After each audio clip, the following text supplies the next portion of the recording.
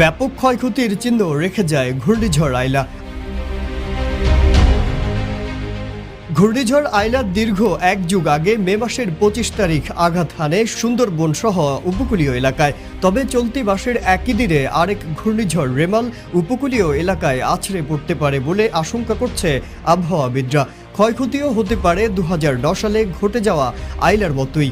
এদিকে এখন পর্যন্ত দক্ষিণের উপকূলবাসী সেই ক্ষয়ক্ষতির চোরাবালি থেকে উদ্ধার হতে পারেনি। তবে কি তাহলে আরও একবার ঘূর্ণিঝড়ের ধ্বংসলীলা দেখার অপেক্ষায় সুন্দরবনের বাসিন্দারা? পূর্বাভাস বলছে একই জায়গায় আঘাত হানতে পারে ঘূর্ণিঝড় রেমাল।